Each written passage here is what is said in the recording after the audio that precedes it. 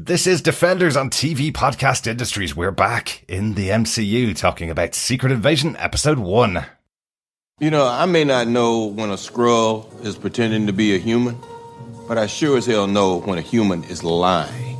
You know damn well what was in that storage vault. The fact that you don't know tells me all I need to know about this new, rather old Nick Fury. I think Thanos' snap changed you. Taught you that no matter how hard you fight for what's right, there's always someone stronger to undermine you. You seem to forget this old Nick Fury has 30 years of hands-on experience with the Skrulls. I know the nature of this threat way better than you ever will.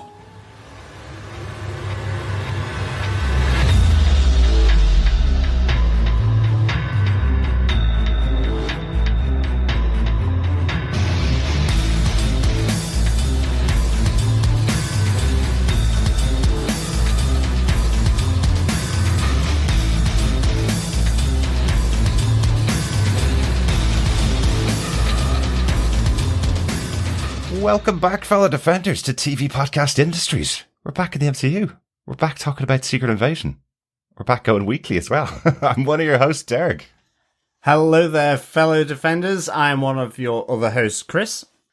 And rounding out this trio, I am John. Who can you trust? I just thought you were. I literally thought you were just like a bit too much of the secret wine grape juice. But no, it's only it half makes more seven. sense this way. I love it. Yeah, flipping it around. Especially great for our new listeners who don't realise you've just stolen Chris's identity there, John. Or did I steal his? Oh. Exactly. This is an audio podcast, and our listeners will never know. And you're not really Derek. Derek's actually our podcast. Yeah. Yes. This is Charlie speaking. He has discovered the power of Sentience. language. But yes, we are back in the MCU. Yes. This is so good. I know we got it recently with Guardians of the Galaxy Volume 3. That's the cosmic MCU. Yeah. This is Earthbound, and I forgot how much I loved it. Absolutely. I would think our regular listeners probably know, but I will say it right here. Nick Fury is my favourite comic book character. I'm going to remind people that often throughout this series. He's purring a lot here next to me. I'm very happy. I'm very, very happy. I don't think I've been as excited about a Marvel show since the first episode of Daredevil on Netflix. That's what it is like for me. This is coming to a show centering around Nick Fury, a spy show in the MCU set back on Earth. I was so excited going and seeing this, and I'll spoil it right now. I'm very, very happy with what they've delivered. We have seen the first 2 episodes, but this podcast is, of course, going to be about just this episode, just episode 1, which is released next week. We get to see the first 2 episodes early, and I will say, it gets better after episode 1. I loved episode 1. So what does that mean for episode 2? You loved it. Exactly. But it would be really silly of us before we went ahead not to take the opportunity really quickly to congratulate Chris, our brand new father in the Defenders TV podcast group, or TV Podcast Industries group. Finally, one of us is a dad. Exactly. Congratulations, Not Chris. me. I literally get to say, who's your daddy? It's amazing. Yes. It sounds weird, but yeah. No, yes, we have welcomed Miles Jones into the universe. He is now MJ from Spider-Man and Miles from Spider-Man. I just need to get a Peter in there, and I'm good. Like, I love it. It's the triple threat. I love it. Yes. How is little Miles coping with having you as his dad? He is eating, pooping, and sleeping. So, well.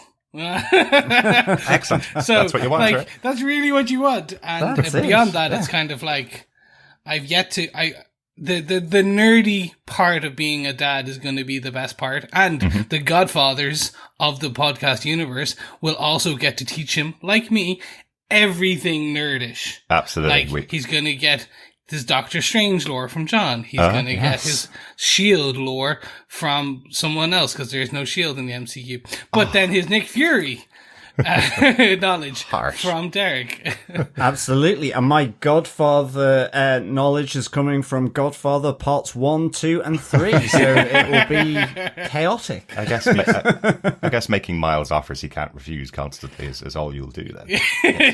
But just don't do the horse head in the No, I'll bed. try not to. Don't do Yes, that. I'll try Don't do not that. to. But I am very pleased. It's been 2.5 weeks since Miles arrived, and I am very pleased he's already had his Marvel baby grow on that his godfather gave him. Yeah. So we're very proud. Thank you very much, Chris, for sharing No the photograph. The interesting thing is he arrived essentially the week that Spider-Man Into the Spider-Verse That's right. came out. Across the Spider-Verse, yeah. Across the Spider-Verse came out, so I was unable to see it. So it's a tough one for me, I'm not going to lie. I'm like, I love my son, but you're stopping me seeing one of the best animated Spider-Man film, potentially Spider-Man film of all time. Will he rebel against his father's yes. love, which is Marvel? He will. Spider-Man? He's gonna turn out and go, no, I only like Dark Horse comics. And I'm like, ooh, you're gritty and emo now. No, I want to play football. Oh yes, he may be sporty. Yeah. He's then his mother's son. I like to own him. Oh no, it's going to be much worse than that. He's going to spend every weekend playing hurling, one of the national Irish sports, just so you have to stand on the sidelines and learn all the rules of hurling, Chris. I'll just be like, offside, touchdown. No, maybe something. God damn it. Something like that. Box. We'll learn it. Basically, those are the three sports I know. Yeah, you'll get there, Chris. You'll get there. Many parents have got there before you, having to learn sports their kids enjoyed as well. So that's how the human race has evolved. Yes, we do want to say a big congratulations to yourself and Kel, and of course Miles. Looking forward to meeting the little guy this weekend. So, let's get into our discussion about Secret Invasion, though, for our wonderful fellow defenders. We hope you're going to be staying with us for the next 6 weeks as we're covering each episode of the show. If you want to subscribe to the podcast, you can subscribe by going to tvpodcastindustries.com. If it's been a while, if you only follow our Marvel TV shows, go check out the new website. It's pretty cool. You can also leave a voicemail over there with any of your thoughts on the shows that we're covering, or you can email us to feedback@tvpodcastindustries.com with your thoughts on any of the episodes. So we would love to hear from you and hear from you about your thoughts on the episodes as we go through this season of Secret Invasion. Definitely. Let us get into our spoiler-filled discussion of Secret Invasion Episode 1. Derek, what are some of the episode details? Well, the executive producers of the show are Kevin Feige, Jonathan Schwartz, Louis D'Esposito, Brad Winderbaum, Samuel L. Jackson, Ali Salim, Kyle Bradstreet, and Brian Tucker. So lots of new executive producers on the show, including, of course, Samuel L. Jackson. Good stuff. Yeah, really good to see Samuel L. Jackson there involved behind the camera as well. In front. Yeah, I think that's really good. I think the leaders of each of the shows have been executive producers on the shows as well. Really, so really great good. to have them in there. The head writer for the show is Kyle Bradstreet, who you may know from Mr. Robot, one of the lead writers on that show. All of the episodes for the series have been directed by Ali Salim as well. Usually a TV episodic director. He was talking at Press Junket this week about the fact that this felt much more like a movie because he regularly does TV episodes, but he hasn't done an entirety of a season where he's there for 1,000 days filming everything and then gets out alive at the other end and can show the product to everybody and go, this is my product. I was involved in all the directions. So that's kind of cool, isn't it? Yeah, that's very cool. Yeah, like that. This episode was written, of course, by showrunner Kyle Bradstreet and by Brian Tucker. Brian Tucker, interestingly, is the writer on the upcoming remake of Todd McFarlane's Spawn. The film or the animated one? The brand new remake of Spawn. I think it's the live action. Ooh, I wonder if they still have Jamie Foxx attached. That's the last time I've heard about that film. Jamie Foxx was going to be Spawn. I was like, interesting. We'll see how it goes. As it stands at the moment, of course, writer's strike is going on in the US at the moment, so no further confirmation on any plans until they sort out paying people what they are owed. So it'll be a while before we get any movement on any upcoming projects. But that's the upcoming plan for Brian Tucker when he is allowed to go back to work and being paid correctly.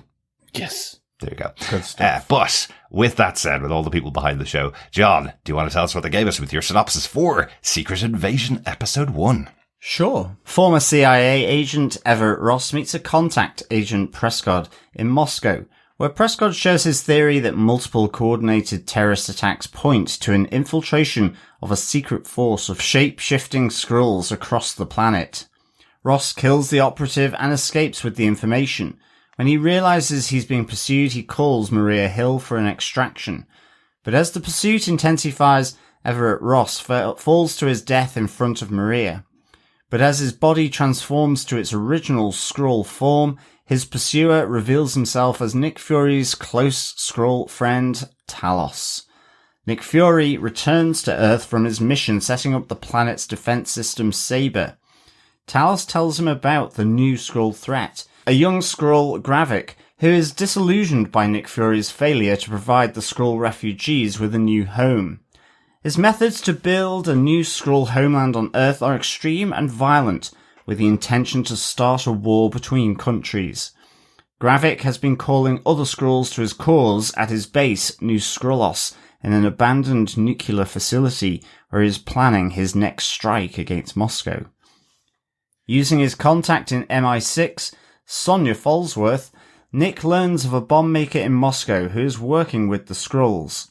Fury and Talos confront the bomb maker and learn of the plot to set up 3 explosions around a central square in Moscow, which will plunge the planet into another Cold War. Talos meanwhile meets his daughter Gaia, who has joined the renegade Skrull forces under the leadership of Gravik. He pleads with his daughter to help Fury stop the bomb, and Gaia agrees to mark the bombs so they can be tracked. Fury, Maria Hill, and Talos converge on the bombers, thanks, seemingly, to the tracers placed by Gaia, but their backpacks are empty. As the bombs go off and chaos erupts, Maria is shot by a Skrull who takes the face of Nick Fury to trap her. Searching for her murderer, Fury is faced by Gravik as he makes his escape. So, the invasion is revealed in the first episode. And we have kicked off the spy drama. Who can you trust, right? Definitely. What's the overall thoughts? What's your feeling about this episode? Chris, let's throw it to you. It's a spy show. Like, 100%. Spy, but yeah. It's a thriller. Like, you, from the get-go, let me step back. From that first initial opening with Ross, I just thought it was going to be a bit more kind of like, I was like, okay, so he's going to talk about it, then he's going to try and go and get Fury. I was kind of trying to step it up in my head. And because I didn't think they'd go that way straight away. Right, yeah. But it just got so engaging each and every moment as each scene kind of evolved. And that's kind of the key part to me, which is top thoughts is this was an overall amazing episode. Yeah. If we want to get into the individual details, we can do that now. We absolutely will. John, how about yourself? What's your initial thoughts on the episode? Yeah, I really like this. I'd forgotten how much I like S.H.I.E.L.D. I know it's not S.H.I.E.L.D., but Nick Fury and the whole espionage spy aspect of the Marvel Universe, to be honest. And this is really sort of spying it up. It's kind of, it's quite slow and methodical. I think this episode apart from possibly the opening, but it's got a lot of, it's got a lot of stuff to explain. But I really, really enjoyed it. And my notes were mainly with question marks throughout them, because it's kind of like that, like even just at the start with, what we'll discuss around Everett Ross, I was like going, as I was watching it, is that person a Skrull? Is that person a Skrull? Yep. And so on. So there is a lot of that. It's almost, the premise of the show being who can you trust?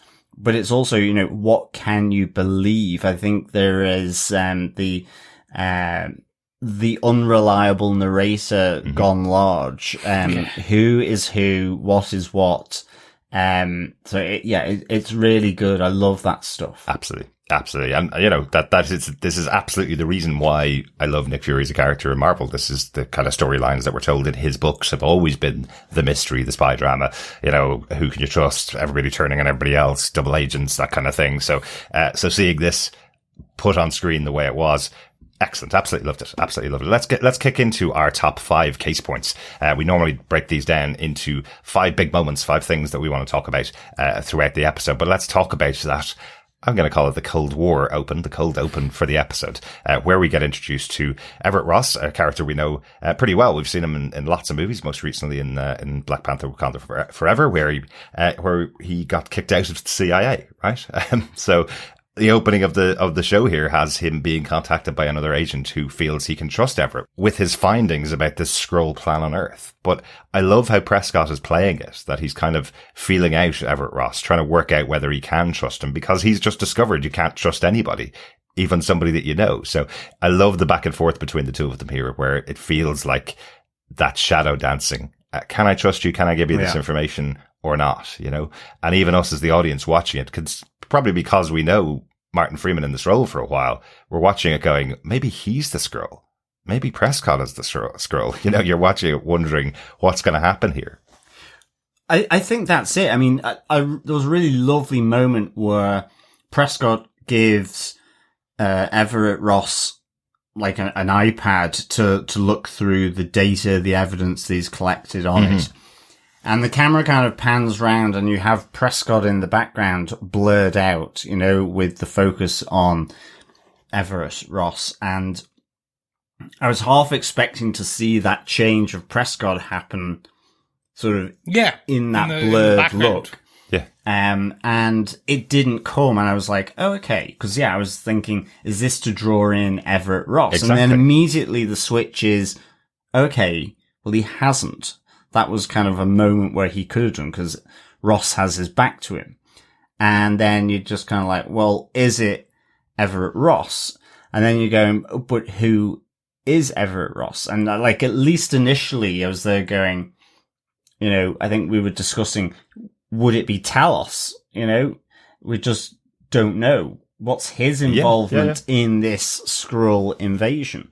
And then it plays out in this frenetic chase across the rooftops around where he's met Prescod, and it was I really enjoyed that whole chase as well. It's like Everett Ross falling from the building as he's sort of trying to escape his pursuer was just. It felt, I kind of felt his smack into the ground. Totally agree. On the road. Yeah. And like, what a way to end that chase sequence, having Everett Ross, who you think is your hero, being chased down by some kind of Russian operative behind him. Missing his jump. It's something you never see with the hero character. Or a Skrull. I mean, you're kind of there going, is it a Russian operative or is it Skrull?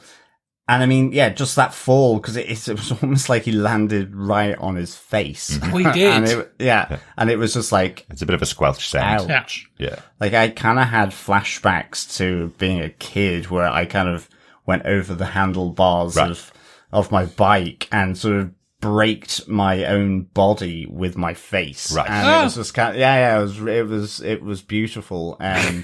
This is why we record an audio podcast, not a video podcast. No, audio. It was just beautiful, the result of that little accident. But so I was just like, oh, wow. But it felt really kind of visceral. And then to see what transpires after that, with Everett actually being the Skrull, his chaser actually being Talos. Yes. And then you kind of go, but who's Maria Hill and what's she? You're just like, yeah. It's like sort of being caught in the maze of the writer's script, and it's really good. Yeah. I love this open. Every part of it was just kind of your standard Bourne identity run, that kind of like, oh, we're running through streets, we're jumping over rooftops. Every like mid 2000s, late 2000s kind of spy thriller had these like Mission Impossible run over rooftops. And I was like, oh, cool. And then that fall, the sound effects was just, as I said, the squelch. It was just, oof. Yeah, absolutely. Okay.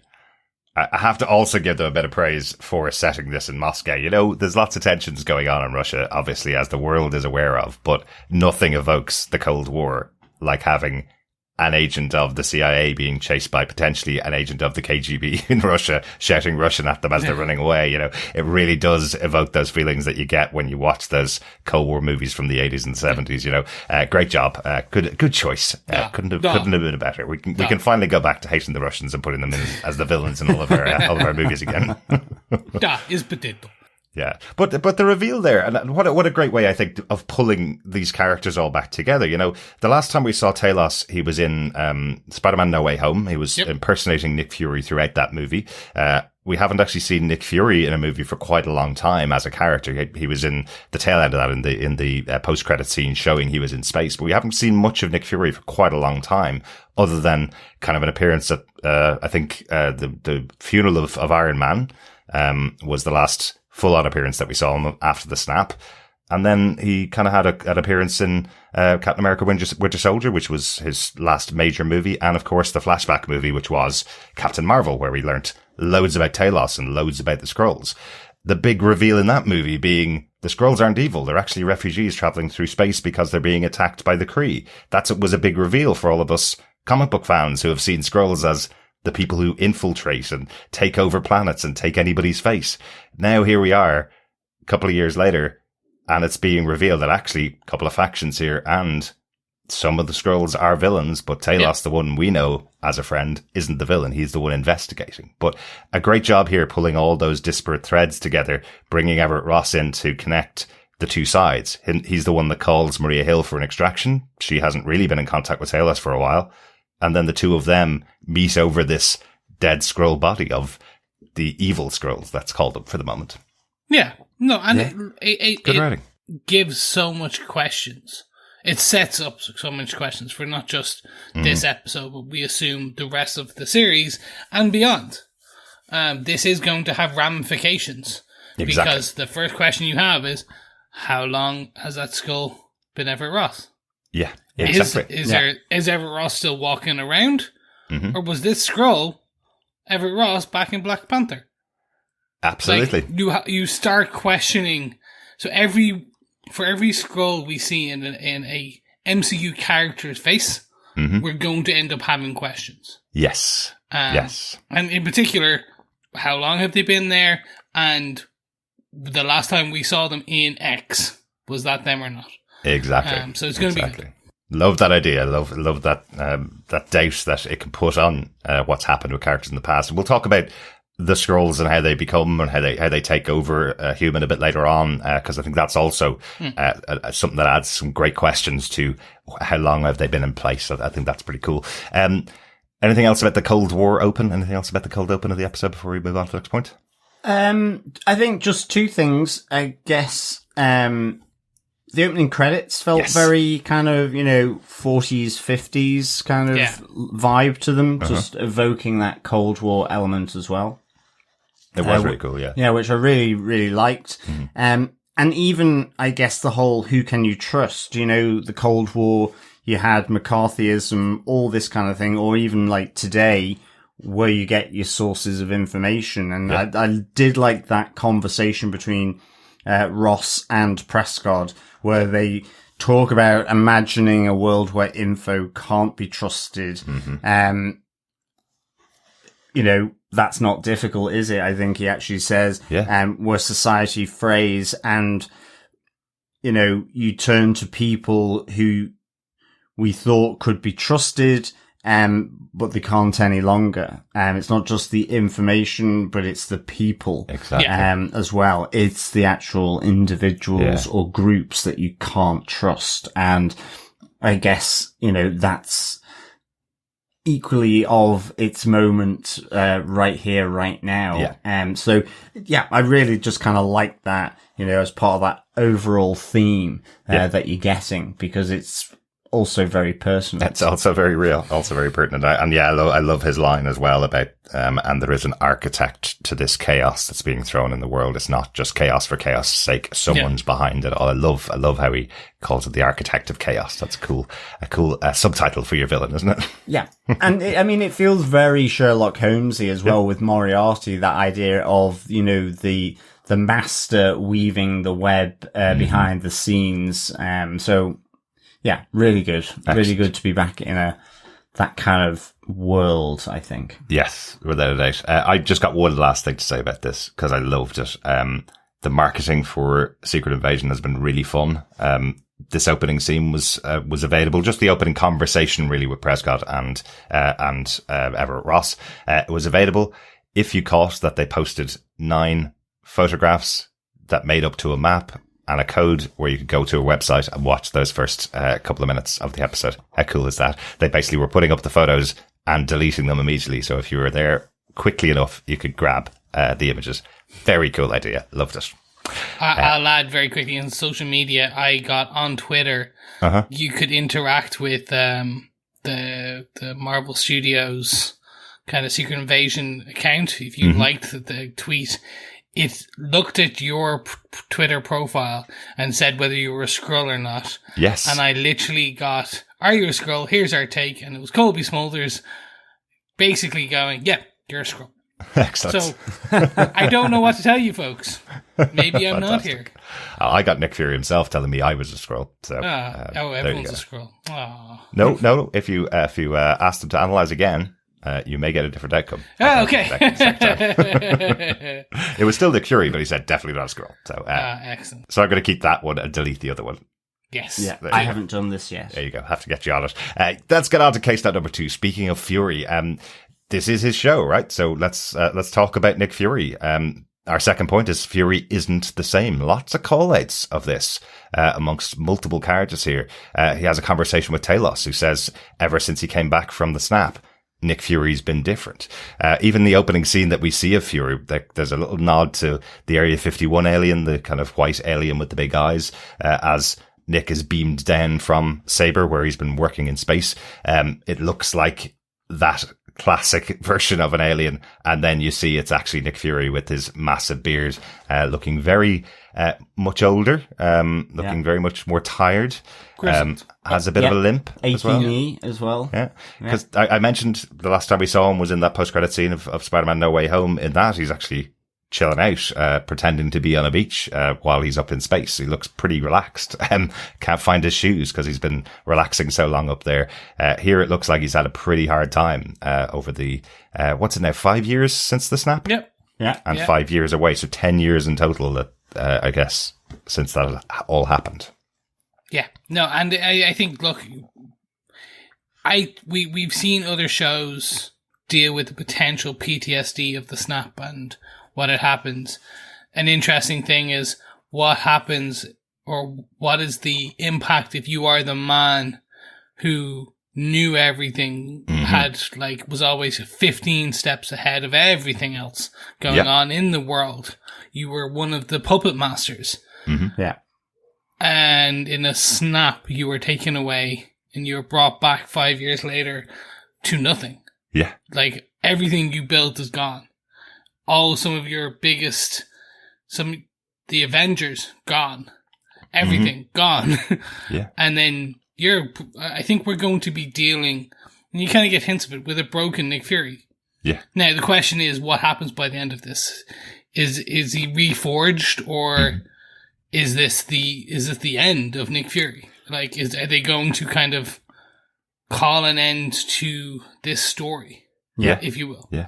Well, that's it. I mean, it's also like, because as you say, a number of people make this point to him, and it's like, again, halfway through, and they're going, but is that what he wants them to think? You know, and in particular, when he's with Maria Hill, having a drink at a hostelry in Moscow, and she's there doubting his abilities. You know, the person she has placed so much trust in, has worked with, has reneged against the US government, with S.H.I.E.L.D. going down and still working for him, helped, during the dark times of S.H.I.E.L.D. really.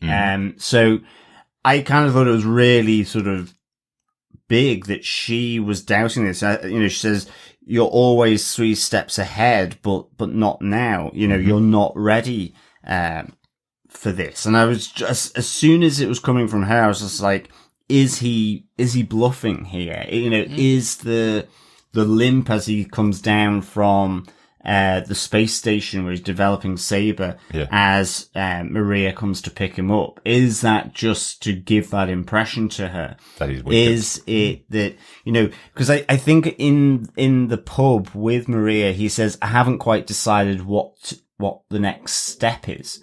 And that's why she says, you're normally 3 steps ahead. And I just thought, if this really is Fury, and given everything going on, is he placing this doubt into the people who he thinks, maybe Skrulls, in order to put them off guard, to underestimate him, and so on. So it's just a really great play, because the blip is such a big moment in this whole MCU that it could quite easily be as well. But I thought it was quite interesting, it also coming from Maria Hill. Absolutely, and seeing that these two characters are so close together. These two characters have worked together for so many years. An interesting description that that Kobe Smulders gave of her character, Maria Hill, is the blip happened, both herself and Nick disappeared. When she came back, she basically went back to her office and started catching up on work. When Nick came back to Earth, he went up to space to start on this project. He separated himself, and he's not returning calls to her. She mentions this in the episode. He's not returning any of Maria Hill's calls. He's returning Talos's calls, but not hers. So interesting. She thought she would have been the closest to him, was always at his side, and now 5 years after the blip, or how many years after the blip, he's now no longer returning her calls, but is staying in contact with Talos. Absolutely. I also like the notion that Saber is this protective, defensive shield around Earth, which was what Iron Man wanted, that he's kind of this notion that he's carrying out the wish of Iron Man, because Captain America just didn't have the kahunas to do it. Oh no, let's not bring back up that discussion about Cap and Iron Man's poor choices. Anything else? I want to bring in one of the other major characters here in our discussion of Fury, because we get introduced to Olivia Colman's Sonya Falsworth in this episode. Talk about a scene stealer. Olivia Colman is amazing in pretty much everything. We've been big fans of her right back to Hot Fuzz and Peep Show, where she was on every week. But she's such an interesting actress because she's been in everything. Loads of Americans know her from The Crown and have never seen her comedy work before. She's a very good comedic actress who you would have seen on pretty much every comedy show in the UK and Ireland. She's able to turn her hand to anything. And here she fits in very well in this world. She doesn't stand out, but she does chew the scenery in this conversation she has with Nick. So for me, this is interesting. When you put a Samuel Jackson versus a Luke, I was like, it's a clash of titans in both the characters and these actors, because Samuel Jackson isn't known for being kind of a demure, quiet, timid man or actor who just kind of subtly, he's not Colin Firth. Right. He's just not going to be a gentleman and just quiet and he is there's too many snakes on a plane type man. So when you put these two opposing forces, I did question how it was going to go. And it is very much, it's a duel between the two of them as both actors and characters. You can see them. It's chess. They are moving and they're counteracting. And I loved it. I loved it. I think Olivia Colman won out in the scene. Interesting. There will be other scenes where potentially Samuel Jackson will win out. Mm-hmm. He'll act a bit more and then he'll win that one. And we'll see who wins at the end. It's the perfect introduction to her, though. You're totally right. She is trying to get a bit of one-upmanship on Fury. Absolutely. I love that she, to your point, John, I love that she questions how much he's changed since the blip by saying there's no way my men would ever have been able to jump you. And he kind of goes, well, I used them to get to you. That's what I did. But she's still kind of going, well, I don't really believe that. Maybe you are a broken old man. You know, you're the old Fury. But he does, while he's in there, he does, get a monitoring camera into that room so that he can find out, what her plans are, what Sonya's plans are, and he can develop his investigation. So I think you might be right, John. I think he does have a lot of his own wits about him, and this might be just another Nick Fury, plot or plan to make sure people underestimate him. It's a new use of his powers. Yeah. I think that's it. I mean, on the face of it, in this scene, Sonya Falsworth seems massively well connected. Mm-hmm. I mean, she's presumably, head of MI6 operations in Russia, at least. Mm-hmm. If not higher, given, we do hear that he destroyed her flat and city in Spider-Man Far From Home. Again, she's incorrect though. But anyway, no, exactly. But we know that was ultimately Talos and his wife. Talos, yeah. And so, she certainly seems really well connected on the face of it. Again, it's playing to what are the bluffs here? What are the red herrings going on? And these two characters, I absolutely loved them together. And I got that sense that they really enjoyed that scene. I mean, I could be totally wrong, but it just felt really good. Even, I think she got the one-upmanship on him because, she had got him bundled here and also had served the drinks with the bottom shelf piss that she gave him for destroying said flat and city. I love that. I think my drink of choice is bourbon. No, from now on you get bottom shelf piss because of what you did. Until you apologize for it, until you made up for it, that's all you're getting. But I really like that, you could sense, despite that, she hugely respected Nick Fury, head of S.H.I.E.L.D., and seeing that they are also both trying to snuff out, as she says, the Skrull menace. Yeah. Effectively. So, interesting. And then again, to the point, well, if she's not Skrull and possibly Fury is that why there's the little video camera going in so that they know?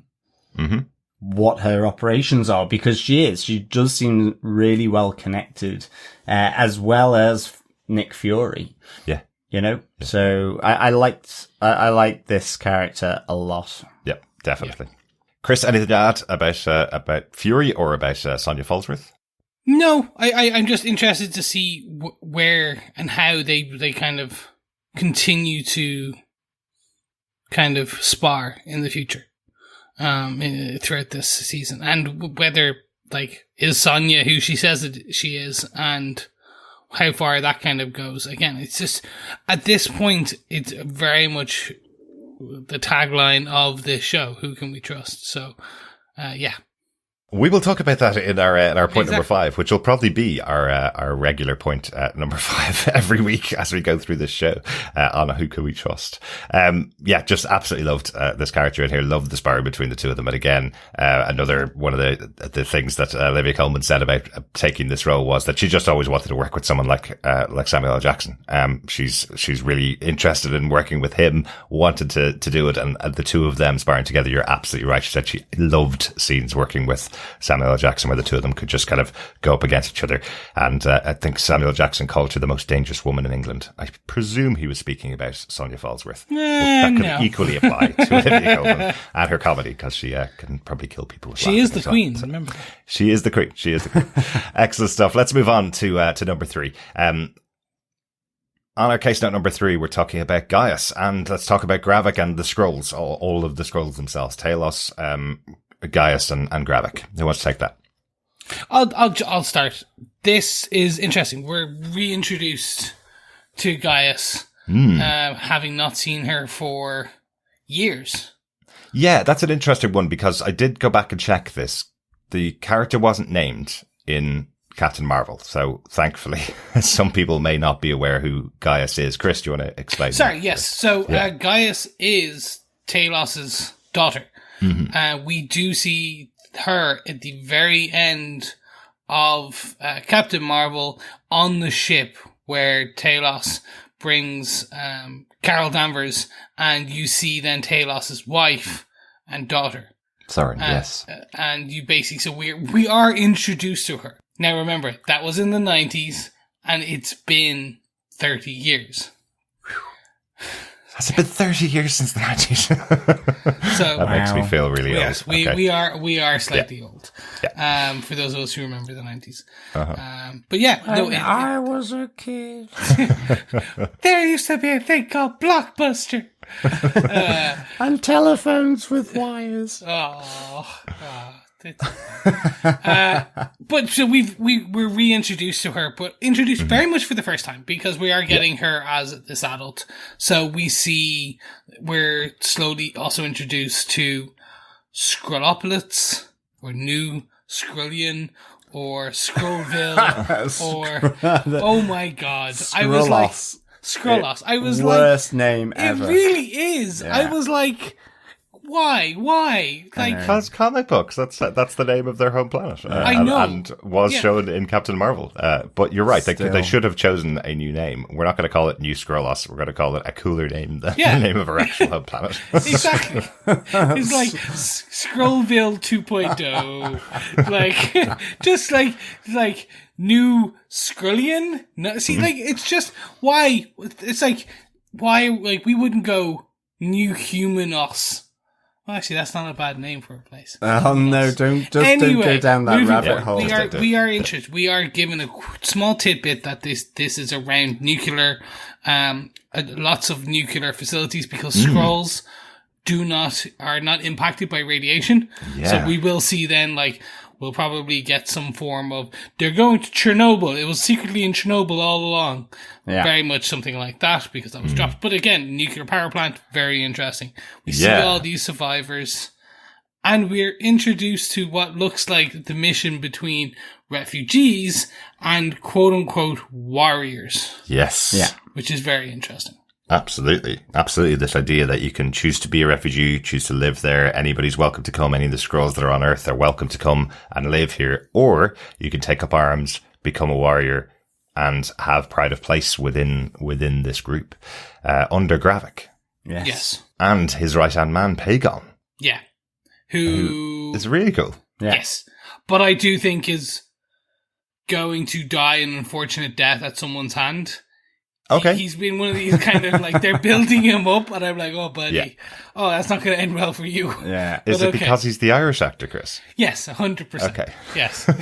He is essentially the red suit, the red shirt from Star Trek. I think he's going to be the one that will do the things that Gravik might resist on. He might be the one that carries out Gravik's orders throughout the show. But a really interesting dynamic here. He does seem to be the one that is taking the missions and enacting them. He's the one that gives Gaia her mission to go out to retrieve the bombs and pay for them effectively. I think as well, what was interesting was, while Gaia had come to New Skrullos and had effectively left her father, and even though she was high up and being trusted with a lot of stuff in this episode, I didn't get the sense that there was any particular sort of residual respect or, in terms of, the family name and her father. Like it almost felt as though Gravik was really still suspicious of her. And so I like that even within this New Skrullos society and the formation of this army, again, who are they able to trust within their own ranks? Because, you got the sense that Gravik is right to do that at one stage of this episode. And then possibly it was a plan all along. Yeah, that's it. Possibly she was. In terms of the next phase of their plan to cause all-out war between countries on Earth with that attack on the Moscow Square. Yeah, I kind of got the sense from the way that Emilia Clarke was playing this role that while Gaia has been involved in this operation, she's been much more involved in the refugee side and bringing people in and telling and showing them the ropes. And it's not that she had a problem with being a warrior on the other side, but she was giving people the choice and introducing them, and now wants to step up, now wants to make more of a difference within this group. So I got the feeling this is like the first mission she's ever been sent on. Yeah. And it's partially her choice and partially Gravik keeping her away from those things. So yeah, that's a really interesting one. Who do they trust? Exactly. But he did kill her mother, so. Well, seemingly. Yeah, seemingly. At least that's what Talos is saying. Yeah. So, but remember, Gaia doesn't know that until she meets up with Talos. She doesn't even know that her mother's dead. Exactly. She just knows her mother was dead against someone like Gravik, but has that argument when she meets up with Talos where she finds out that her mother's dead. Yeah. Yeah. I do want to talk about one big thing here, because we never really have learnt about how Skrulls can change over, how they're infiltrating, let's say.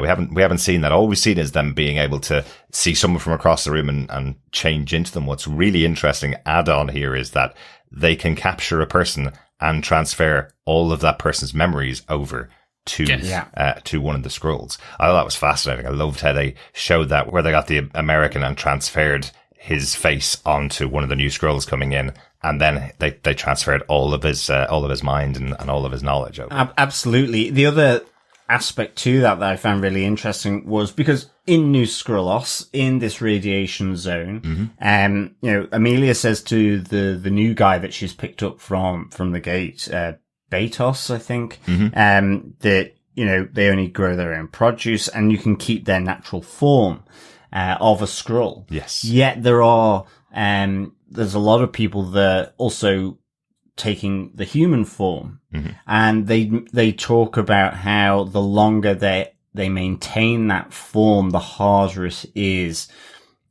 for them to be outed effectively or detected by other Skrulls that they aren't actually human. So that's another thing. So that explains why, even though you have this rebel leader talking about creating new Skrullos, they're keeping their human form, I guess. Because the minute he changes back into Skrull form, none of the Skrulls know that it's him, because they haven't seen him without his human form for a while either. So I like that idea too. Maybe Gravix is actually human and not a Skrull. Oh, I guess I'm sure we'll find out more about He's too Gravik big. As the show goes on, he's too big for you to question it. I mean, I'm not saying that he is. It's just, that's the thing. Which of these characters are too big where you kind of go, I'm not going to question it? Like Fury, his counterpart on the Skrull side at this moment, Gravix, or even Talos. I have an idea, but we'll chat more. So Fury's a Skrull and Gravik's human. I love that idea. Oh, I like this. We're going to have an interesting, quick discussion on who can we trust later on. But one of the other implications you guys mentioned about this idea that the Skrulls can't be affected by radiation that's here, one of the really concerning elements of that is they're in Russia. They're about to start a war between Russia and the USA. That's the whole purpose of these bombs. If a nuclear war starts and humans are wiped out, Skrulls just come out of their hiding places and take over the world, right? Yep. Because none of them are affected by it. So they don't care about nuclear war, which is part of the reason why they're willing to do this kind of attack. Yeah. How scary is that as a motive for your major villains in the show, huh? I like it because it's essentially they just want a planet. They want they want a home. They just don't care how they get it. And I think it's an interesting kind of discussion, which is, well, if humans aren't good enough for the planet, well, maybe we'll take it. We'll take it. I have two things. One, it didn't look like there was any shielding around those humans in the pods, so they're still getting radiation poisoning. Unless the crystals in their temples is Reiki and kind of just pulls the radiation away. Interesting. But again, the whole fun part of that, very quickly, it's established. Anyone can be a Skrull now. Mm-hmm. Anyone. Because it's not just that they have full access to the memories. Yes. Up until the point of like that person going into the pod. So, cool. Like, the only thing is, when that person dies, they will take Skrull form. Exactly. But that is also called into question when Gaia essentially goes, well, it's the longer we're in this form, the harder it is for us to turn back. So if you're killed, or a Skrull is killed, will it take some time for their body to reform when they die? Interesting. Question to think about. Exactly. I didn't think about that at all. Yeah. I thought it was just more, if you stay in human form and don't turn into a Skrull, when you turn back into a Skrull, nobody can tell which Skrull you are. Do you know what I mean? And then if you stay in Skrull form, when you take human form, nobody can tell what human you are because they haven't seen that human in a while. That's all I thought about. But that's a really interesting one and may come in a moment. One other interesting part of it, again, because they're keeping the humans there and taking their bodies and memories, I presume if a Skrull dies, they can just replace that Skrull with another Skrull taking that same human form. If someone's in a position of power, for example, and they die, they can be replaced by another Skrull. So just because you've taken out one Skrull impersonating someone in power doesn't mean that there isn't another 10 behind them that could just walk in and take their place with all the same memories. So also very scary about these characters. Yeah. Well, all the same memories up to the point where the original human was captured. So if that human was captured 10 years ago, and the Skrulls have been impersonating for 10 years, they don't have all the memes for the last 10 years, which is going to be fun as well. Yeah. But they've got their own memories. So, yes, but if we're talking about, even if that Skrull dies and someone else comes back in as well, they won't have those. That's true. Yeah. They'll have detail files. Yes. Chris. That's what this is all about, the spy game. Good stuff. Anything else about the Skrulls in the show themselves? We didn't really talk much about Gravik and his motivations behind what he's doing here. I'm sure we'll talk about it more as the series goes on, of course. But I do kind of like this idea of the two factions of Skrulls here. As I said, the big twist in Captain Marvel was that the Skrulls were refugees. Now we're talking 30 years later, what's happened to those refugees that haven't been treated well and didn't get what was promised. Well, that's it. I mean, it mainly comes from Talos, who's that Gravik takes Fury's disappearance harder, and he's now recruiting disaffected Skrulls because Fury had made a promise to the Skrulls that he would find a new home for them. And of course his disappearance, then there's 5 years lost there, and then but even before that, before the blip, all that time in between. So yeah, I guess at the moment that's his main motivation, is that feels as though there has been a betrayal. A betrayal here. Yep. But I think, shall we get on to case note number 4? Yes. On the bomb plot for, well, we're saying Red Square here. I was sure it said Red Square in the show itself, but it just didn't look like really I guess, for me. But seeing that it was filmed in the UK, I was exactly. So that's a London Square. So who knows? But it's certainly a central Moscow square. Yes, it's just too iconic a location that you wouldn't use the actual square as your backdrop. Even if you couldn't film there, you would use something to look much more like. And normally, I kind of feel you kind of have missiles and tanks being paraded through it, rather than kind of a sort of artisan food market in there. So yeah. It didn't feel like Red Square, but certainly. Here we, this plot in order to raise tensions, with Russia. So I kind of, again, this was just really good. I mean, I think in particular around, giving Gaia the task of picking up the bomb from the art dealer, and bomb maker. But I think, with Talos chasing her down and talking to his daughter, again, that additional thing, he tells her about the death of his mother, but then, he drops in, his own little bomb, I guess, which is, to ask those she now follows about how she died.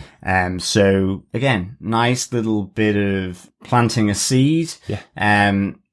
of truth or not? Again, is it to undermine the leadership of Gravik's group? Yeah. And at least for Talos, because, you know, he's pleading with his daughter here to leave that bomb, you know, where they are and not take it back, not to carry out this plan.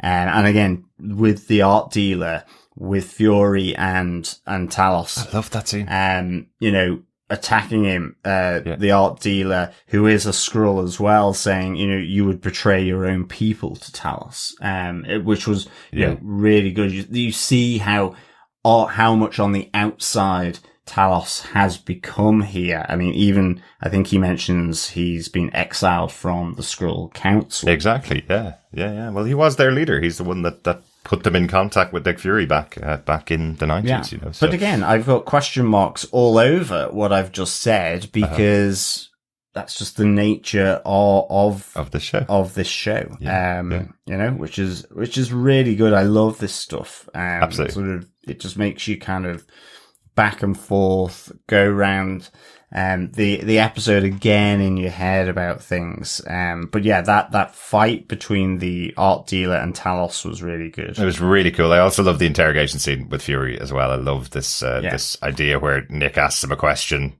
he tells him the answer, and Nick goes, "Okay, that's the lie. Everybody gets one lie. Nobody gets two." It was I a great love line. that lie. Really, really good. The interesting bit for me is the actual square itself. Mm-hmm. That this ends badly in multiple ways. Mm-hmm. First being that the terrorist plot happens. Like, Nick Fury, one of the greatest spies, can't stop a terrorist plot. And the terrorists blow up quote unquote Red Square. And that's one massive hammer blow. The second is that Maria Hill is no more. Yes. Yeah. Shot and killed in the street. Or is she? Yeah, so that's the thing we're always going to ask. But we'll get to that in case number 5. But this is the thing. Like, I get the feeling that this may be one of those shows where every episode, because it's a 6-episode arc, every episode's going to be dun dun dun at the end. Yeah. It's like, and you're waiting until next week to find out more. How will our heroes get out of this one? Like, that's where we're going to get to. Yeah. But it's a good, like, absolutely. They've just ratcheted up the stakes straight away by killing off someone who's been around since Avengers 1. Exactly. Yeah.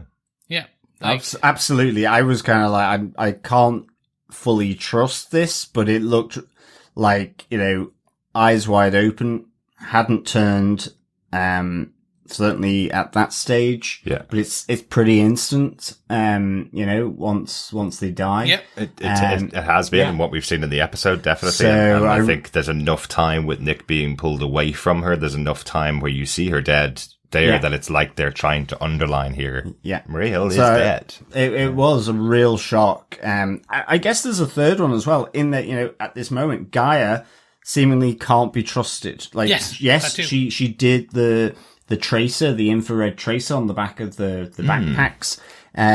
But ultimately, they were all empty, and the bombs seemingly had been planted earlier on. So I really like that. I loved the chaos as well, because you don't see it. Seeing Nick Fury shoot Maria Hill as well, then I was like, oh, so he is a Skrull. And then, she is a Skrull, and he's just found out. Yeah, exactly. Yeah. But then you see Gravik, sort of transforming from that Nick Fury form. But also there is a little bit of weirdness for Nick Fury with the kind of, you know, the country kind of girl with the rainbow ball. Yes, exactly. In there that has Fury's interest, and he begins to follow it. It's almost like he gets distracted in the moment. Well, there's a massive reason for that. Go on, because I didn't get it. Earlier on in the episode, when Nick goes for his walk to get captured by Sonya's men, he's walking down the street and sees the same girl with the same ball at 11 o'clock at night. This is, or very late at night, let's say. I can't remember the time. I think it might actually been about 2 o'clock in the morning. But anyway, so really unusual sight for Nick that he's seen this little girl, and then he sees a couple kissing. A woman turns and directly faces Nick and watches him as he walks past. That same woman is also in the square after he follows the little girl. Yeah. She effectively goes behind a building and a woman walks out on the other side, and it's the same woman that he saw kissing. So, either Nick recognizes them as Skrulls and they are taking him away from where the bombs are happening. So I think might be, or he's having some kind of break and, it's guiding him in some way. Well, because I didn't see the woman who was kissing, but I remember that scene. Mm-hmm. I didn't really capture her in the square scene, but certainly with the rainbow ball. But then I was like, whilst then it looked like a girl playing with and a mother coming to bring her in. Right. And this time I was like, oh, is this like imagination or something like that? I wasn't even necessarily thinking it was PTSD. It was just like a frame for him.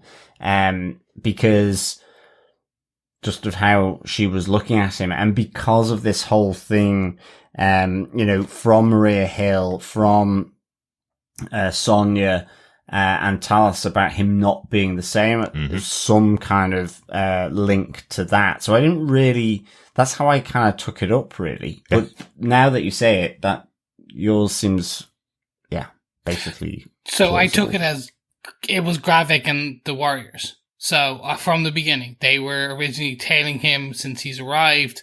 They knew that this was a trap from the get-go for Fury. They've been following him since he's arrived back on Earth, and the whole point is they wanted him there. Yeah. That's the way I took it, because it's a lot of the same people. Like, I went back, like, a lot of people in that square that the camera pans to or stops on are people we have seen on Fury's journeys, including people in the pub as well. People in the pub are there. Very good. Gravik, now, I assume it's not just Gravik. They could be saying it's just Gravik and he's been there all along, but I took it as it's Gravik and the Warriors, and they've just been surveilling him. Like, he's never been out of their quote-unquote sight at some point. And here, the little girl with the big rainbow ball is going to attract his attention. He's moved away from the location where Gravik turns into Nick Fury and kills Maria Hill. Like, that's the other side of the mission that's happening here. Exactly. I mean, but I think the interesting thing will be now is, was Gaia ever in on that? Right. Well, that's a great way to set us up. I think that's everything on the bomb plot in the square. One thing, of course, we do have to say that it is a really shocking moment. The loss of Maria Hill is massive. Exactly as Chris said, she's been around since the Avengers had quite a big storyline throughout the show. In the comic books, Maria Hill becomes director of S.H.I.E.L.D. and has been for many years. She's a very big comic book character as well. So it's a real surprise to see Cobie Smulders getting killed off the first episode of this season. That doesn't happen very often in Marvel. So let's move it on to point 5, because that feeds in perfectly. Case note number 5. Every week, I think we're going to have this as our final case note for the episode. Who do you trust? Who can we trust within this episode? Let's start with Maria Hill. Do you trust that Maria Hill was on the level throughout the episode, and do you trust that she's dead by the end of it? On the level, yes. Dead, I don't know, and I'm thinking not. Okay. Like, they leaned in hard into Fury is usually 3 steps ahead at all times. Yeah. I'm wondering if he's doing this 4D chess type thing where the last episode, Maria Hill is going to come out of something. Right. Come out of a place with some Saber people to save the day. And it's been, Fury has known about Gravik's plans and that there's been infiltration for X, and it's been getting to a certain point. He let it get to a point, and then has taken action. And as part of that, he needed Maria Hill to be off the board, quote unquote. So he put some special kind of bulletproof, kind of piece that with squibs and things like that. So when Talos shot her, she played dead. Okay, and that's where I was going. Like it was graphic shots. Yes, but like he had a bulletproof which had fake blood under it or something like that. It's S.H.I.E.L.D. Yeah. They can do it. Like I absolutely think she's such a big character to kill off. Yeah, but she's not big enough that it's going to be like a Tony Stark. Yeah, no, absolutely. You know what I mean? I keep going back to Winter Soldier with this whole and with Hydra takeover of S.H.I.E.L.D. and it's Maria Hill that steps there. So for me, she is trustworthy. Yeah. And I kind of agree with you, Chris, to be honest. That if there is a bluff from Nick Fury, then she's in on it. Yeah. And something is being done, by her. I mean, I certainly do think she's on the level here. So I would have trusted her. Whether that means I'll be dead, we'll see. Excellent. I like it. Okay, let's go to the main character of the show. Do we trust Nick Fury? Even though everybody's saying that he's changed since the blip, do we trust Nick Fury? Yeah, I'll go yes. I think he's just... I think he had a bit of PTSD, but he's focused on Saber because it's a bigger threat. Something. And he's Nick Fury, yes, but he's playing 4D chess again. That's it. Absolutely. Yes, I trust Nick Fury as well. I'd say that. I love John's theory that he's playing it down. He's playing himself as the old Nick Fury so that he can manipulate people. I think that's a really good call. Definitely something that Nick Fury would do. Yeah, I mean, I trust him at this stage. Okay, do we trust Talos? Talos has been on Earth. He was the leader of the Skrulls. Do we trust that he is completely on the level? So, I will say we trust him, but not completely on the level. Yeah. That's the thing. There's going to be different levels of kind of... At the heart of this show, this is a spy show, spy thriller. You're going to have double agents, triple agents, absolutely, quadruple, octuplet agents. Like, it's going to be a plot within a plot within a plot. Like, the only thing I really don't want, and I've said it in my head, and I'm hoping it doesn't true, which is at episode 6, we get some form of... Do you remember the very first Mission Impossible film? Yeah. Where at the end you had this flashback where everything was like, it was a plot within a plot within a plot, and that was the secret plot. I'd love that. Can you, like, they might do that, because that's where, like, you'll see them, Maria Hill and Fury, talking about getting shot and there's another person within Gravik's warrior group who's actually working for Fury, etc., etc., etc., etc. It'll be interesting. Yeah. I like it. Any other thoughts on Talos? So 2 more characters. I would trust him at the moment, but I would have a flag over him as a risk, because I actually feel, yes, there will be double, triple agents and so on. I feel he is an agent that could turn at this moment, because you have the complicating factor of Gaia. So if you think of a situation if Fury had to kill her, that would be a complication for Talos. And also, just with the fight between him and the art dealer stroke bomb maker, who was also a Skrull. So he says to Fury, look, let me fight him. You stay sat down. In the end, the art dealer's pretty good with, he's a pretty good fighter. But it's Fury that shoots him. Yes, and you see Talos go, I told you not to. And I'm just wondering whether, like, the honor system around Skrulls. So I do trust him at the moment, or at least certainly through the first half of this episode. And then I suddenly decided that my risk-based system would put a flag on him. I like it. Just 2 more characters, promise. Sonya Falsworth. Do we trust Sonya Falsworth that she is who she is? Yes. Yeah. Without a shadow of a doubt. Ooh. And then I'll be stabbed in the back, because A, she's either British or B, she's a Skrull. Well, she's definitely British. Yeah. I go yes because she's the too obvious for her to be a Skrull. Interesting. She could be working for Val DeFontaine, from kind of Captain America and like Wakanda Forever. Wakanda Forever, yes. Or she could be working for her. I just don't think her being a Skrull. It's just too obvious being a Skrull. Right. Excellent. And finally, then, can we trust Gaia? Can we trust that she's on the level? I know that she's part of Gravik's group, but we mentioned it earlier on. Could she have been sent there by Talos? Could she be the double agent working underneath Gravik to get the information to learn about it on behalf of her father? So, I think Fury might have sent her. Oh, so interesting. She's working for Fury, and that's going to piss off Talos. Interesting. Like, that's what you sent my daughter into a cult. Like, that type of, that's a good dynamic and a good kind of friction to add.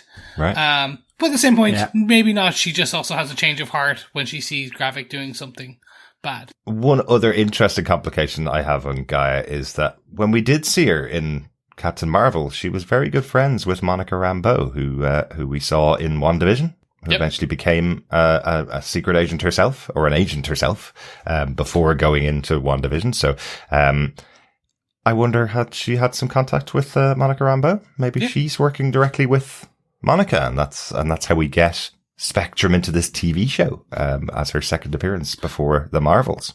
Well, we do know Rambeau is working for Saber in the trailer for the Marvels. Yes, we do. And she's working with Fury. Yeah. Definitely, potential. Yeah. Like they're best friends from when they were kids, right? Yep. That's what I'd say. If the Skrulls stayed on Earth all this time, and they were the first family that they met, that Monica Rambeau would have quite a strong connection with Talos and Gaia. So maybe that's our connection there. Good stuff. Any other thoughts on Gaia?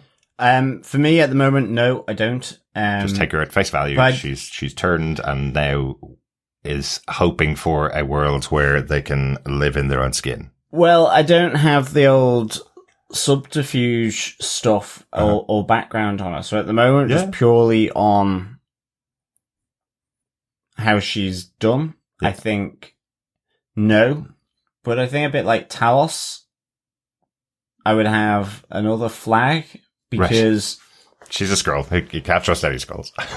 No, because I do feel like what you were saying before, and that's why there is something, is, again, she's been told by her father, ask the people who you now follow about your mother's death, because she seems genuinely shocked at the death of her mother. Yes. And secondly, I think what you were saying about, she seemed like she was more into helping out the refugees. And just the current feeling I get from her and possibly the relationship with Gravik and his second in command. You know, it doesn't feel trustworthy. Yeah. She did mark the bags though as well. But she did. And again, that might be sort of deep undercover. So this is effectively, you know, I can absolutely see what's being said, that she's a long-term undercover operative here. Excellent. Child labour. Super long-term child labour. Yeah. I'll end with this one question, and it's more an interesting, fun one. Can you trust Gravik? The leader of the Skrulls. The leader, the main bad guy. The reason I give you this, right, which is in the comic books, Secret Invasion, the Skrulls are led by the Queen, the ruler, the religious head of the Skrull Empire. Yes. Wouldn't it be so cool? Which is Gravik is actually working for Fury, and like literally, he's actually the second in command. We're introduced in episode 3 or 4 to the real big bad, which is the Queen Skrull, who has he's whatever. And Gravik's actually been working for Fury to stop this whole thing, and it's all like some big, massive plot. Like, I know, it's like the biggest stretch, but it was just like, it's cool. Hey, it's a theory. This is our theory section. Yes. And I'm sure we'll revisit this as the series goes on. Good stuff. I think that was a bit of fun. I like the idea of that, though. Yeah. I mean, as I say, it's like, who can you trust here? Exactly. Gravik potentially might not be all that important. He might be the real leader's number one, second in command. See, I think they played on that in this episode where they had Pagon looking like the real leader, and you see a shadowy figure up above, and then the reveal of Gravik later on is that he's the leader of the group. So I think that. But hey, look, as I say, all theories right now in the first episode. Yeah. Good stuff. Any notes about the episode you want to call out? Any lines that you particularly liked from the episode that we haven't spoken about? The only note I'll have is, if you are interested, do read the original Secret Invasion. It's collected in hardback, softback, everything, paperback. It's all there in your local comic book store or online. It's fun. Don't know how much is going to be. Pretty much right now is not connected, i.e. it's just Skrulls impersonating people so far is the connection. But it is definitely one of the best comic book arcs for a long time. It's excellent. I was rereading it recently. There's like so many comics that are tied into it. But for a shorter experience, there's a 5-issue comic that came out this year led by Nick Fury and Maria Hill with Secret Invasion 2. It's a really short one. 5 issues. Much smaller story than the original Secret Invasion, which I think was over 100 issues. It was with big. Everything gathered together. Great story though. But a short 5-issue comic came out earlier on this year. I think it's being collected in September. Because it followed Civil War, didn't it? Yes. And that's when I realized I hadn't the actual financial resources at that time to really pick up everything, spend the amount of money that I was doing on these massive event level. There was a lot comics. There were tons, certainly with all the tie-ins.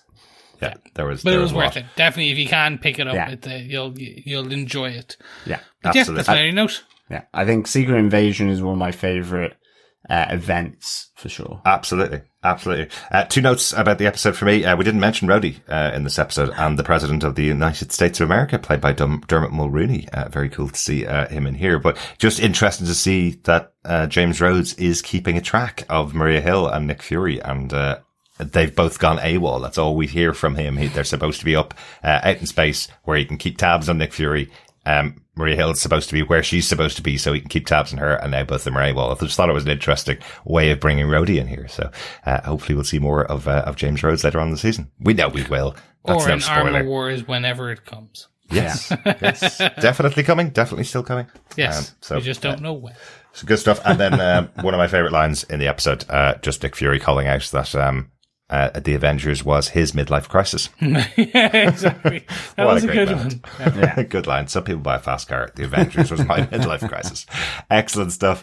One other thing to do at the end of our 5-point discussion, we decide whether we defend the episode or not. This should probably be a pretty short one because we did call it out up front. But overall, Chris, do you defend Secret Invasion episode 1? 100%. This is a great opening. And it's going to be one that I think it will have us questioning a lot of things throughout the season, and then the past of the MCU and the future of the MCU. Mm-hmm. And now, unfortunately, we do have a bit longer to wait now because of the writer's strike, but it's right. It's a good thing. So strike away. Keep us waiting. Anticipation is good. But this is going to be, this will have rolling impact on the MCU. And I'm here for it. Yep, absolutely. Excellent. John, do you defend Secret Invasion Episode 1? I do defend Secret Invasion Episode 1. I would give this 4 little green men out of 5. Very good. Possibly so dwarf even Skrulls. Yes, possibly even a 4.5 after this discussion. I really enjoyed this, absolutely. I just know after watching episode 2 from the screeners that we got, I preferred that. Right. I felt grading on a curve is what you're saying. Yeah, so I'm grading on a curve like a teacher, exactly, and making sure I get the bell curve at the end. Yeah. So for me, I think this was a really strong opening. Loved it. I loved the shock of Maria Hill. Yeah. I didn't love it, but I was shocked by, Maria Hill's death. But again, this is all about questioning yourself, and what's real, what's not, who's double, triple agent.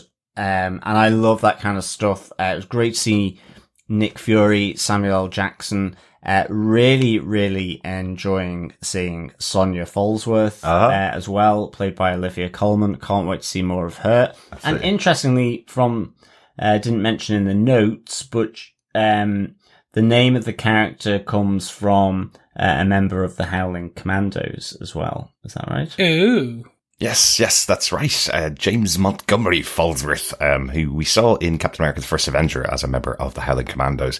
In the comic books, he becomes Union Jack, yes. I believe. So there is a long-standing connection back to a member of Howling Commandos. I don't know, even though it's a TV show based around Nick Fury, I'm not sure whether we're going to get flashbacks that far into a history we don't know, but it would be really interesting. We saw how he got to meet Sonya when she was younger. Yeah, well, it's not to say that we'll be getting flashbacks, but it's just those reference points, I guess, exactly, to the Howling Commandos, that's cool. For sure. That's cool. And a reminder to everybody, this year is the 60th anniversary of Nick Fury's first appearance in Marvel Comics, so quite cool that they may be referencing back to... So they're going to kill him off then by episode 6. Excellent.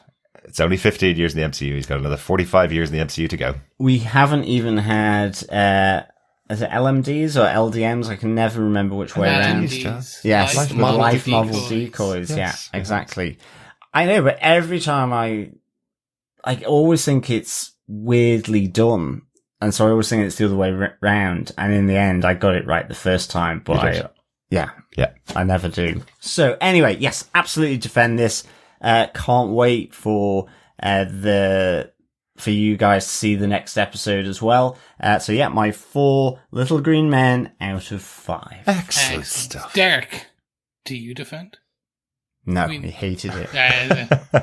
Of course I do. This was everything I wanted and way, way more. The opening episode of a 6-episode spy series should always be this pace, should always give you some action and some intrigue and make you question everything. The opening with the death of Everett Ross in itself was pretty shocking. It opens up that question of, have we been seeing Everett Ross at all throughout all of his appearances? Has he always been a Skrull? That's a really interesting question to open it up with. The return of Nick Fury, what's been happening to him since the blip, really exploring that and getting some time with him as a character and with all these other peripheral characters that we've seen before, bringing back his family of Talos and Gaia from Captain Marvel and having those connections drawn out. Since we haven't had a sequel to the Captain Marvel movie, it's great to have that explored. Yep. In this first series of Secret Invasion.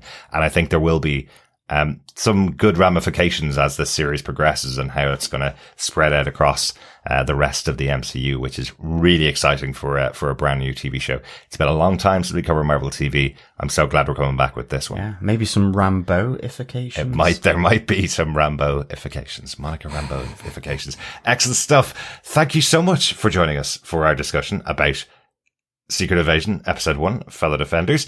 Please make sure you reach out to us and email us with your thoughts to feedback@tvpodcastindustries.com or pop over to our Facebook group at facebook.com/groups/tvpodcastindustries and leave your thoughts on the spoiler post. We'll discuss those in the feedback on the next episode. But we do have one more piece of business. Of course, we're going to go to the pub, get some bourbon. Yes, we are going to a grimy Russian hovel to drink some bourbon, maybe a vodka, maybe a bottom shelf vodka, or maybe just piss. Well, maybe. But remember, that's how the Cold War was stopped, by some people buying shots for the right people. I'm glad you said that. Excellent. Yes, it's time for our pub quiz, of course. We will be asking one question for each episode of Secret Invasion. One question for this episode, one question each episode coming up. Gather the answers together. Email us at the end of the series to feedback@tvpodcastindustries.com with all 6 answers correct, of course. The one with the most correct answers will be put into a hat and will get some Nick Fury Agent of S.H.I.E.L.D. Nick Fury Secret Invasion goodies at the end of the series. There promise to be some good ones there. Yes. So, John, eye patch. Yeah, it might be. But there's some even cooler stuff. A flirkin. We're not posting a cat to anybody, I promise you. We might get extra entries if we said we were. John, do you want to get the first question for our Secret Invasion pub quiz? Yes, fellow defenders, fellow quizzers. Question 1. What do Nick Fury and Maria Hill traditionally share over their game of chess? Excellent stuff. That's the first question. Do you want to repeat it again, John? Sure. What do Nick Fury and Maria Hill traditionally share about over their game of chess? Good stuff. Gather all 6 together. Email us to feedback@tvpodcastindustries.com with your answers, and you'll be in the chance for getting those goodies. Yes, and it's some goodies. Like I said, eye patch or a flirkin. Also, really cheap vodka. TV podcast industries will not be sharing or sending a live animal through any postage. But you'll get a free cat, but it will not be a free cat. It will not be any cat, any animal cat at all, I promise. Thanks so much for joining us. We will be back with you next week for our discussion about Secret Invasion Episode 2. I can't wait to talk about that one. I hope you're enjoying the show, and I hope we'll hear your thoughts over to our feedback section. Yes, thank you so much for joining us. If you like what you heard, make sure you like and subscribe and do all of the things. Send us the reviews, send us your feedback and everything. You know where to find us. Just head over to tvpodcastindustries.com and that will give you all the links. Thank you so much, and we'll speak to you again next week. Yes, thank you so much, fellow Defenders, for joining us. It is a pleasure to have you back chatting all things Marvel. Until episode 2 of Secret Invasion, remember, keep watching, keep listening, and be careful who you trust. Bye. Bye.